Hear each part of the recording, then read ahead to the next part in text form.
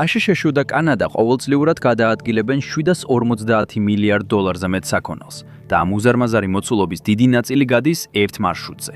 ვინძორი დეტროიტი. 2026 წლის გაზაფხულამდე თითქმის ყველაფერი ეს დამოკიდებულია ერთ მოძველებულ ხიდზე, რომელიც უფრო ძველია ვიდრე მასზე გამავალი სატვირთოების უმეტესობა. ეს ხიდი ეკუთვნის მილიარდერ მანუელ მორუნს და ახლა მის ოჯახს. ისინი აკონტროლებენ არამხოლოდ ჩრდილოეთ ამერიკაში ყველაზე დატვირთულ სატვირთო გადასასვლელს, არამედ დაუბეგრავ მაღაზიებსაც მის ორივე ბოლოში. ამბასადორის ხიდი უბრალოდ ინფრასტრუქტურა კი არ არის, არამედ ბერკეტი. აშშ კანადის მთლიანი საქონლის ვაჭრობის მეოთხედი ყოველ წელს მათ ხიდზე გადიოდა, რაც ერთ კერძო კომპანიას აძლევდა ძალას, შეენელებინა, შემჭიდროებინა, ან თუნდაც დაეხურა შუა დასავლეთის ეკონომიკური სისხლძარღვა. ყველაფერი ამ რეგიონში გადის პატარა წყლის, მიწისა და გზის მონაკვეთზე. გეოგრაფია ამას გარდაუვალს ხდის. ძღოლები შემოლით გზას არ ირჩევენ. ეს არის პირდაპირი გზა, რომელიც აერთებს ჟანგის სარტყლის გულს, მიჩიგანს, ოჰაიოს, ინდიანას, ონტარიოს საწარმოო სარტყელთან. დიახ, რკინიგზა და პორტები სხვაგანაც არსებობს, მაგრამ დიდი მოცულობის, დროზე დამოკიდებული, ზუსტად დროზე მისასვლელი ტვირთისთვის სატვირთო მანქანები დომინირებენ და ამ დერეფანს უმეტესობა სწორედ ეს ტვირთი გადის. სხვა გადასასვლელებიც არსებობს, მაგრამ ისინი ზრდიან მანძილს, დროს და ხარჯებს, რასაც ზუსტად დროზე მომუშავე სისტემები ვერ გაუძლებენ. ამდენი ტვირთის ასე სწრაფად გადატანის სხვა გზა არ იყო. აი, რატო იყო ეს დერეფანი 10 წლეულების განმავლობაში ერთ წერტილზე მოწყვლადი? ქარხნები ხიდის გარშემო არ აშენებულა. ხიდი კრიტიკული გახდა, იმიტომ რომ ქარხნები უკვე აქ იყო. მხოლოდ 1 საათით დაგვიანებამაც კი შეიძლება მთელი ცვლის გაჩერება გამოიწვიოს. შუა დასავლეთის მთელი ავტო ეკოსისტემა ერთიან საათივით მუშაობს. ხიდზე გაჩერებული ერთი სატვირთო მანქანა საფრთხეს უქმნის ქარხნების, მომწოდებლებისა და საწყობების მუშაობის შეჩერებას. და ეს ურტყამს დიდ სამეულს, General Motors, Ford Motor კომპანიას და Stellantis, რომელთა მიჩიგანისა და ონტარიოს ქარხნები ფაქტობრივად ერთ დიდ ქარხანას წარმოადგენენ, რომელიც საერთაშორისო საზღვრითაა გაყოფილი. როდესაც სატვირთოები იწყებენ დაგროვებას ამბასადორის ხიდზე, ეს ეფექტი სწრაფად ვრცელდება. მომწოდებლებიც ძლიერ ზიანდებია. ინდიანას ფოლადის ქარხნები, ოჰაიოს ელექტრონიკის ქარხნები, შტამპირების სახელოსნოები, მთელ შუა დასავლეთში, ყველა ესენი ამ ჯაჭვში ერთიანდებიან. ვინც ამ ხიდს აკონტროლებდა, ის აკონტროლებდა საკვების ფასებს, მშენებლობის ხარჯებს და ენერგიის საიმედოობას ქვეყნის ნახევრისთვის. ახლა კი სიტუაცია იცვლება. გორდი ჰაუს ხიდი ამ დინამიკას ცვლის. გადაწყვეტილებები ნაკადის, სიჩქარისა და ხარჯების შესახებ აღარ არის ერთი ოჯახის ხელში. ეხლა ისინი ჩაშენებულია საჯარო დერეფანში, რომელიც აკონტროლებს როგორ გადაადგილდება საქონელი საზღვარზე. ერთი ზარი, ერთი გაჩერება, ან ერთი ხანგრძლივი დახურვა შეიძლება უფრო სწრაფად გაავრცელოს შოკური ტალღები შუა დასავლეთის ეკონომიკაში, ვიდრე ნებისმიერი ვარდნა. მაგრამ ეს მხოლოდ ავტომობილებით არ შემოიფარგლება. ფოლადი, სოფლის მეურნეობა, ენერგეტიკა, ყველა ერთი და იმავე ვიწრო ადგილით გადის. ეს ერთი მეთოდების ჯაჭვი არ იყო, ეს იყო მრავალი ინდუსტრია, რომლებიც ერთ საერთო სუსტ წერტილზე იყო თავმოყრილი. ეს მთელი რეგიონის კონტროლია. ახალი საჯარო გადასასვლელი მთლიანად ცვლის ამ ძალაუფლების დინამიკას. ვეღარავინ შეძლებს მთელი ინდუსტრიების დაჯერას ერთ ხელში. ფერმერები იღებენ მარაგების უფრო სტაბილურ ნაკადს. მშენებლებს შეუძლიათ დაეხორდნონ მასალების საიმედო მიწოდებას. ენერგეტიკულ კომპანიებს ბოლოს და ბოლოს ლოგისტიკაში ცოტა თავისუფალი სივრცე უჩნდებათ. სატვირთოები უფრო სწრაფად გადაადგილდებიან და ეს შვება ვრცელდება რამდენიმე სექტორზე, რომლებიც ადრე ოჯახის კონტროლის ქვეშ იყო. მეორე გადასასვლელის მოთხოვნები წლების წინ დაიწყო, მაგრამ გაფრთხილებები განსაკუთრებით გაძლიერდა 11 სექტემბრის შემდეგ. მანამდე სატვირთოები ამბასადორის ხიდზე თითქმის არ ანელებდნენ სვლას. შემდეგ კი თითოეული ტვირთი უნდა შემოწმებულიყო საფრთხეებზე, ასაფეთქებელ ნივთიერებებსა და კონტრაბანდაზე. პრობლემა რა იყო? ეს ხიდი მდებარეობს მჭიდრო ურბანულ ზონაში, სადაც გაფართოების ადგილი არ არის. არ იყო საკმარისი ადგილი მრავალზოლიანი სკანერებისა და რენტგენის სისტემებისთვის ისე, რომ სატრანსპორტო ნაკადი კილომეტრებით არ დაბრუნებულიყო კანადაში. ამიტომ ორივე მთავრობა ჩაერთო. მათ დაგეგმეს ახალი, საჯაროდ საკუთრებაში არსებული საერთაშორისო ხიდი. დიზაინი მარტივი იყო. 6 ზოლი, პირდაპირი ავტობანის კავშირები, სატვირთოებისთვის გამოყოფილი დამუშავება, ქალაქის ქუჩების გარეშე და არც ერთი კერძო გადასახადის ოპერატორი, რომელსაც შეეძლო ვეტო დაედო გაუმჯობესებებზე. მთელი აზრი იყო, ერთხელ და სამუდამოდ აღმოეპხრათ ეს ერთი წერტილი, სადაც ყველაფერი შეიძლება ჩავარდნილიყო. მაგრამ ეს ასე მარტივი არ აღმოჩნდა. ეს გადაიქცა 15 წლიან ბრძოლად იმის შესახებ, ვინ აკონტროლებდა დერეფანს. მარუნებმა პროექტს სასამართლო საქმეებით, ლობირებითა და დაყოვნებებით შეებრძოლეს. ყოველი მცირე წინსვლა სასამართლო ან პოლიტიკური ბრძოლის მიზეზი ხდებოდა. 2010 წლისთვის სარჩელები მიზნად ისახავდა პროექტის შეჩერებას და საჯარო სახსრების ამოწურვას. შუა დასავლეთის ინდუსტრიებს კი ემუქრებოდა თუ მეორე ხიდი მონოპოლიას დაარღვევდა. მეტი ვიდრე 10 წლეულის განმავლობაში პროექტი შეჩერებული იყო. არა იმიტომ, რომ გეგმა ხარვეზიანი იყო ან საჭიროება გაურკვეველი იყო. არამედ იმიტომ, რომ კარგად დაფინანსებულ კერძო ინტერესს ჰქონდა ფული და გავლენა, რათა სისტემა საზოგადოებრივი ინფრასტრუქტურის წინააღმდეგ გამოეყენებინა. თუმცა გორდი ჰაუის პროექტი არ შეჩერებულა. საბოლოოდ მიუხედავად იურიდიული და პოლიტიკური ქაოსისა, მშენებლობა დაიწყო. კოშკები აიგო, ხიდის სავალი ნაწილი ნაპირებს დაუკავშირდა. ტესტირებაც დასრულდა. გახსნის დაგეგმილი თარიღი 2026 წლის გაზაფხულია. 15 წლიანი ბრძოლების შემდეგ მას არც ერთი ოჯახი აღარ აკონტროლებს. მას ორნაციონალური საჯარო ორგანო მართავს. პირველად ეს დერეფანი ერთი მოთამაშის კონტროლ ქვეშ აღარ არის. ეს ცვლილება თავისთავად უზარმაზარია. ქარხნები აღარ გეგმავენ მხოლოდ ერთ რისკზე. ლოგისტიკური სისტემები აღარ არის დამოკიდებული ერთ გადასასვლელზე. მთელი სისტემა მყიფედან გამძლეზე გადადის. ახალი ხიდი სისწრაფისთვის არის აშენებული. 6 სრული ზოლი 4-ის ნაცვლად. სპეციალური ზოლები სატვირთო მანქანებისთვის. პირველად ვინძორიდან გამავალი სატვირთოები აღარ მოუწევთ ქალაქის ქუჩებში მოძრაობა, რომ ასე შეშოს ავტომაგისტრალების სისტემას მიაღწიონ. მათ შეუძლიათ პირდაპირ 401 ავტომაგისტრალიდან გადავიდნენ Interstate 75-ზე ერთ უთხვედ მარშრუტზე. ეს მხოლოდ სწრაფი ზოლები არ არის. ეს არის სისტემა, რომელიც მწარმოებლებს საშუალებას აძლევს დარწმუნებით დაგეგმონ. ამცირებენ მიწოდების დროს საათებით და ათასობით დოლარს, ზოგავენ უქმად მდგომი სატვირთოების ხარჯზე. ნებისმიერ სასაზღვრო გადაკვეთისას მთავარი პრობლემა დამუშავებაა. გორდი ჰაუის საერთაშორისო ხიდი სწორედ ამის გამოსასწორებლად არის შექმნილი. სრულიად ახალი შესასვლელი პუნქტები ორივე მხარეს, 60 შემოწმების ზოლი, 16 საგადასახადო ზოლი, რათა ყველა შემომავალი ტრანსპორტი სწრაფად დამუშავდეს. ყველაფერი ისეა მოწყობილი, რომ ყველაზე ღირებული ტვირთის გადამზიდი სატვირთოები მოძრაობდნენ სწრაფად, პროგნოზირებადად და გრაფიკის მიხედვით. ამბასადორის ხიდი სულ 4 საგზაო ზოლი და ბევრად უფრო შეზღუდული საბაჟო გამტარუნარიანობა. შედეგი კი სატრანსპორტო რიგები და საათობით დაკარგული დრო. როდესაც გორდი ჰაუის ხიდი სრულად ამოქმედება, ვარაუდობენ, რომ ყოველწლიურად 850,000 საათით ნაკლები იქნება სატვირთოების უქმად დგომა. თუნდაც კონსერვატიული მონაცემებით, პიკ საათებში თითო კომერციულ გადაკვეთაზე საშუალოდ 18-დან 20 წუთამდე დრო დაიზოგება. თუ ამას ყოველდღიურად ათასობით სატვირთოზე გავამრავლებთ, შედეგი უზარმაზარია. მილიონობით დაზოგილი ხარჯი, უფრო სწრაფი მიწოდება და უფრო გამართული მიწოდების ჯაჭვები მთელ რეგიონში. მაგრამ ყველაზე დიდი ცვლილება სისწრაფე კი არაა, ეს არჩევანია. პირველად, სატვირთოებს რეალური ალტერნატივა აქვთ და ეს ამსხროს გადაადგილების მონოპოლიას. ეს სარეზერვო ვარიანტი შიშს კლავს. ავარია ერთ მონაკვეთზე აღარ აჩერებს ქარხნებს.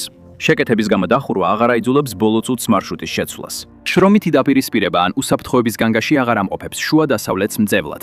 გევლად გორდი ჰაუის სისტემას თავიდან აწყობს. ჩრდილოეთ ამერიკის წარმოება გლობალურ არენაზე კონკურენციას უწევს და 10 წლეულების განმავლობაში შუა დასავლეთი ერთი ხელით შეკრული იბრძოდა. ეხლა ამ კრიტიკულ სავაჭრო დერეფანს ძლიერი ალტერნატივა აქვს, რომელიც უფრო სწრაფია, უფრო სანდო და საზოგადოებრივი კონტროლის ქვეშაა. ეხლა მთელი სისტემა სხვანაირად შეიძლება იმუშაოს. ეს ცვლილება ყველგან კონტრაქტების ხელახლა გადახედვას აიძულებს. მონოპოლიური ფასები კონკურენციის პირობებში ქრება. ზეწოლა იწვევს საერთო სატვირთო ტარიფების შემცირებას და უფრო გონივრულ კონტრაქტებს, რომლებიც სისწრაფისთვის იხდიან, ნაცვლად იმისა, რომ დაგვიანებისთვის დააკისრონ გადასახადი. კომპანიები, რომლებიც მილიარდობით ღირებულების საქონელს ეზიდებიან, ბერკეტს იძენებენ და აღარ ასრულებენ ერთი ხიდის მითითებებს. ყველა მწარმოებელი, ვინც ამ სატვირთო ხარჯებს იხდის, ძალიან მალე ხედავს განსხვავებას საბოლოო ფინანსურ შედეგში. მაგალითად, მსხვილი ავტომობილების ამწყობი ქარხნები ყოველ წუთში, როცა ხიდზე დაგვიანება აყოვნებს გადაზიდვებს, 10,000 დოლარს კარგავენ. ეს აჩვენებს, რატომ არის აუცილებელი საჯაროდ მართული მეორე ხიდი, რომელიც უფრო სწრაფი, გამძლე და კომერციული ტვირთებისთვისაა განკუთვნილი. დამატებითი ზოლები და სარეზერვო მარშრუტები ხიდს მოწყვლადი ბოთლის ყელიდან სისტემად აქცევს, რომელიც შუა დასავლეთს მუშაობის საშუალებას აძლევს, თუნდაც მოულოდნელი შოკის დროს. ბოლო 10 წლეულის განმავლობაში Sony იმაზე გაკეთდა, რომ ამერიკული წარმოება კვლავ შეძლებს კონკურენციას, თუ მიწოდების ჯაჭვები ადგილობრივი დაკავშირებული და საიმედო იქნება. გორდი ჰაუს ხიდი სწორედ ამას უზრუნველყოფს. ის ანცირებს ხარჯებს, რომლებიც ადრე ნორმალურად ითვლებოდა. ამოკლებს მიწოდების ვადებს, რომლებიც ადრე ბუფერებით იზრდებოდა. მან საზღვარზე დაზოგილი წუთები ქარხნის იატაკებზე მილიონებად აქცია. თითოეული მომწოდებელი, რომელიც დიდ სამეულს ამარაგებს, მარჟას ზრდის. ყოველი გადამზიდავი, რომელიც ნაწილებს გადაადგილებს, ეფექტიანობას იძენს. ყოველი მყიდველი, რომელიც შუა დასავლეთში დამზადებულ მანქანას, საკופაცხოვრებო ტექნიკას ან მოწყობილობას კედულობს, ცოტათი ნაკლებს იხდის, რადგან სისტემა ნაკლებად ფლანგავს რესურსებს. ქარხნები, რომლებიც ადრე იძულებულნი იყვნენ მთელი წარმოება კერძო შეფერხებაზე აეგოთ, ეხლა საბოლოოდ სრულად მუშაობენ. ეს მასიური ორმხრივი ვაჭრობა ხიდებზე, გვირაბებზე, პორტებზე, სარკინიგზო ხაზებსა და ავტომაგისტრალებზე გადის, რომლებიც უმეტესად უფრო პატარა და ნელი ეკონომიკისთვისაა აშენებული. 10 წლეულების განმავლობაში სისტემა ჩამორჩებოდა. ვაჭრობა USMCA-ის პირობებში გაიზარდა. მიწოდების ჯაჭვები იმდენად მჭიდრო გახდა, რომ მრავალი ინდუსტრიისთვის საზღვარი ფაქტობრივად გაქრა. თუმცა გადასასვლელები, საბაჟო პუნქტები და დამაკავშირებელი გზატკეცილები ძირითადად დროის გასვლას ვერ ახვა. სისტემა მოძველებული იყო. ახლა კი ეწევა განვითარებას. Detroit-Windsor-ის კორიდორი ყველაზე ნათელი და ძვირადღირებული მაგალითია, მაგრამ ერთადერთი არა. ამბასადორის ხიდი თვირთს ატარებდა იმიტომ, რომ ასე იყო საჭირო და არა იმიტომ, რომ ის საუკეთესო იყო. რა ხდება, როცა საყრდენი ბოლოს და ბოლოს იმ განახლებას იღებს, რაც 20 წლის წინ სჭირდებოდა.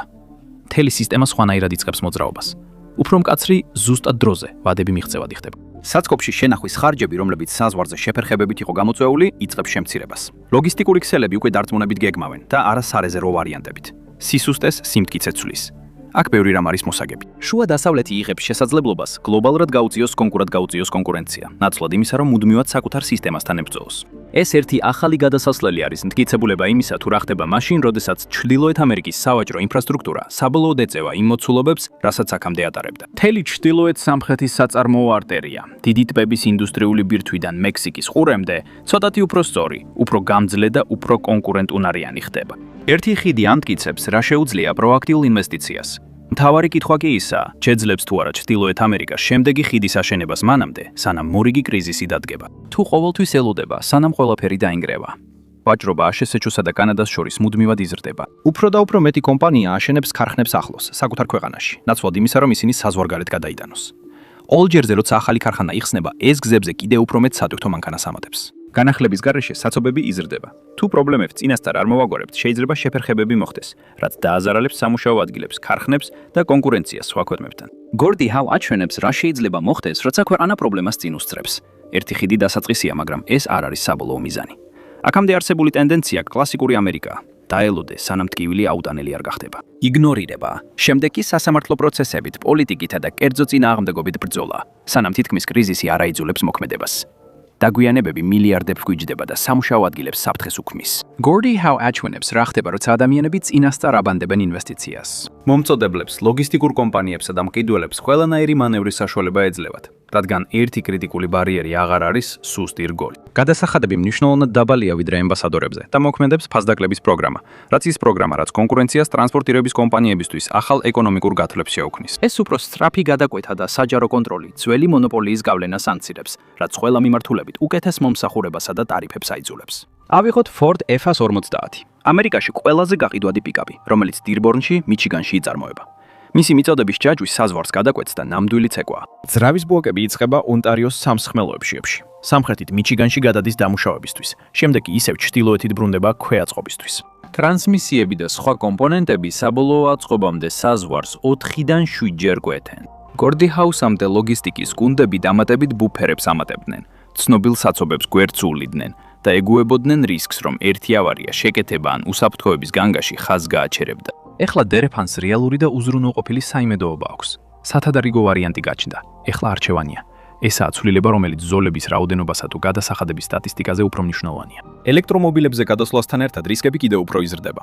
F-50-ის ძრავის ბლოკი ან ფოლადის შტამპირებული დეტალი საათობით უმოქმედოდ შეიძლება იდგეს პრობლემის გარეშე. ელექტრომობილის ბატარეის პაკეტებს ეს არ შეუძლიათ.